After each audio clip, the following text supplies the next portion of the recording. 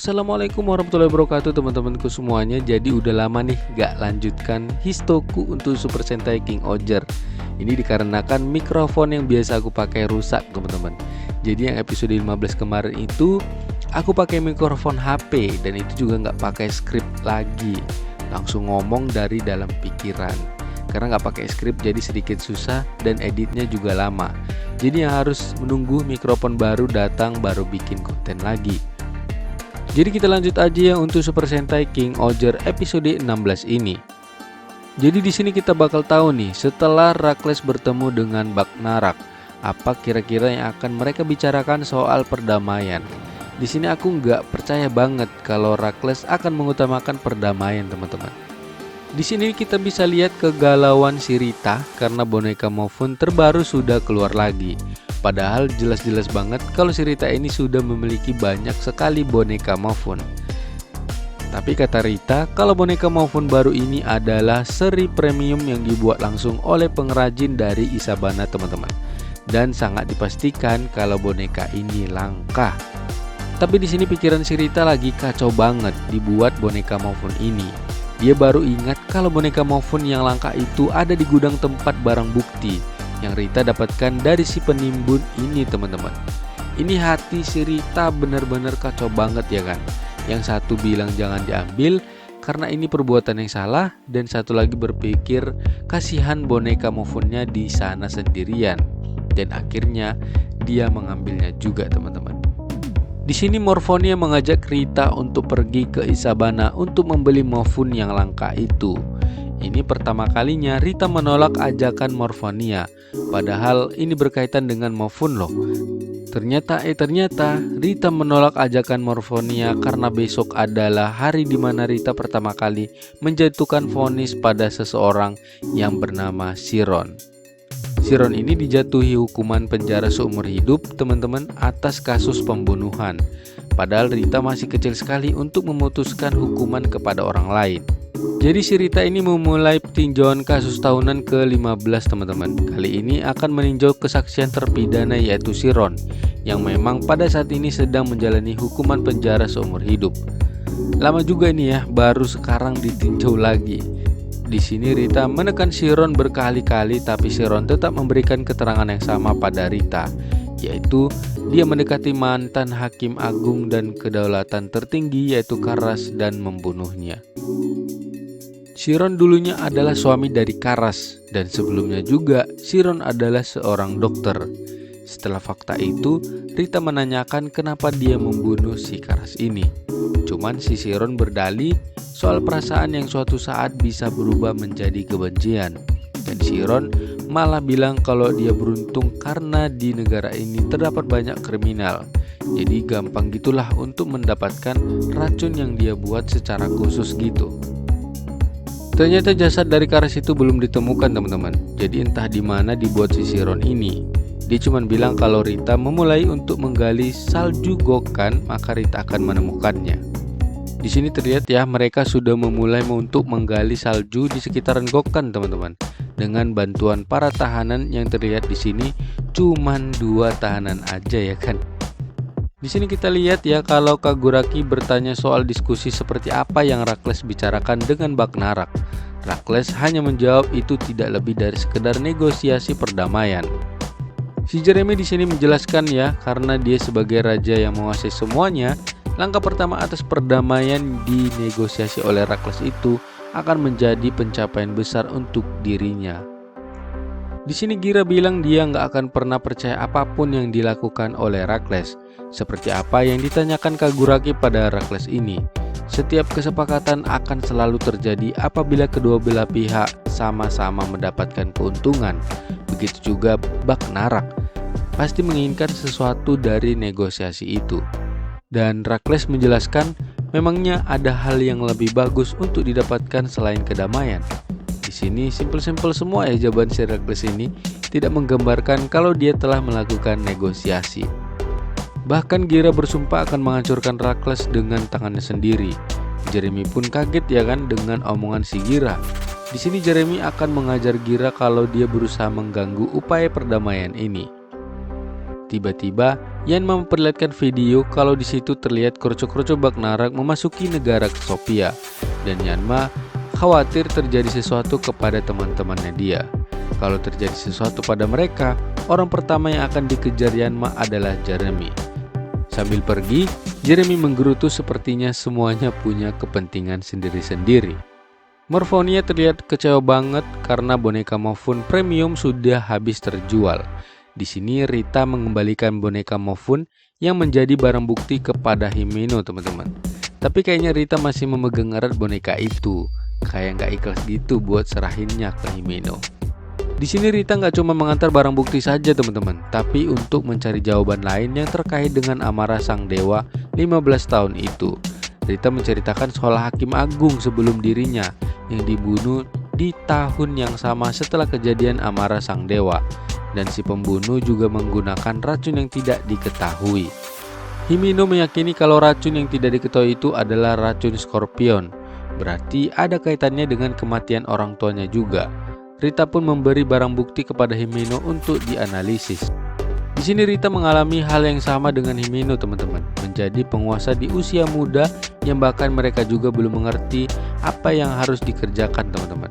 Di sini Himeno cuma tanyakan hal yang dia rasakan aja gitu. Kapan si Rita ini menyadari kalau dia benar-benar menjadi seorang yang berkuasa? Tapi Rita menjawab dengan ketus kalau dia itu netral, teman-teman. Dia nggak akan mau terlibat dalam percakapan santai kecuali itu ada kaitannya dengan kerjaannya dia. Kaku banget ya hidup si Rita ini. Aku sih berharapnya nggak selama serial ini ya, kalau Rita ini sekaku ini. Dan kalau bisa itu penutup wajahnya juga dibuka gitu, agak risih gitu liatnya ya.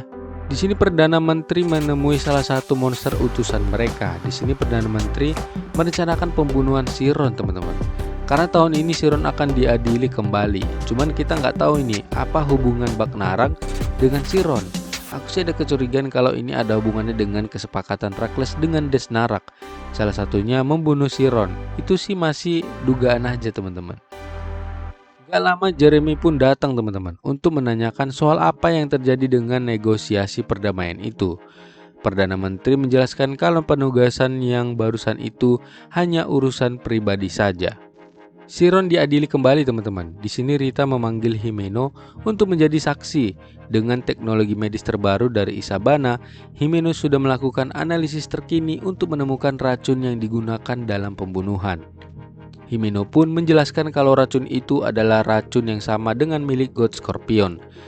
Negara Isabana juga memiliki catatan terhadap semua racun yang ada di seluruh dunia. Cuman racun milik Scorpion hanya tercatat pada saat amarah sang dewa terjadi. Hanya sekali itu aja. Kita pun menyimpulkan kalau Chiron memiliki keterkaitan dengan orang yang bertanggung jawab atas kematian orang tua Himeno. Dan itulah yang selama ini Chiron sembunyikan. Rita pun meminta penjelasan kebenarannya kepada Chiron. Di sini ketakutan Yanma pun terjadi, teman-teman, kalau kroco-kroco Bagnarak menyerang warga Kesopia, dan Yanma pun berubah. Gira juga nggak mau ketinggalan ya, teman-teman. Dia ikut berubah dan menghajar semua kroco-kroco Bagnarak. Kita kembali ya ke sidang Chiron. Akhirnya dia mengakui kalau amarah sang dewa memang diakibatkan oleh seseorang. Chiron juga mengatakan kalau orang itu tidak bisa diadili lewat pengadilan seperti yang dia rasakan sekarang. Karena itulah Karas memutuskan untuk turun dari tahta untuk memenjarakan orang itu dan memalsukan kematiannya dalam proses. Di sini pun Rita kaget ya kan, apa Karas masih hidup. Sampai saat ini Chiron belum tahu siapa orang itu. Untuk mempertahankan kenetralan absolut dari Gokkan dan untuk menghukum kriminal yang tidak bisa ditangani hukum, maka hal itu harus dilakukan secara rahasia. Jadi Chiron akan memberitahukan tentang kebenaran saat Rita sudah mengetahui dari mana racun itu berasal, teman-teman. Chiron juga memastikan agar racun dari Scorpion akan digunakan sebagai barang bukti. Jadi Chiron ini diperintahkan istrinya, si Karas, untuk bersaksi kalau dia membunuhnya menggunakan racun demi untuk menangkap orang itu. Tapi di sini Chiron mengkhawatirkan keputusan untuk menyerahkan negaranya kepada Rita. Di sini Karas memberikan kalung pada Chiron untuk diberikan pada Rita. Kalung itu berisikan surat dari Karas yang isinya untuk Rita yang sudah menemukan kebenarannya, hukum ada untuk mereka yang lemah. Banggalah dengan kelemahanmu. Karas the Han. Akhirnya Chiron dibebaskan dari tuduhan kalau dia tidak bersalah. Chiron akhirnya bebas dan pergi untuk mencari Karas walau sampai ke ujung dunia, karena dia sangat mencintai Karas, teman-teman.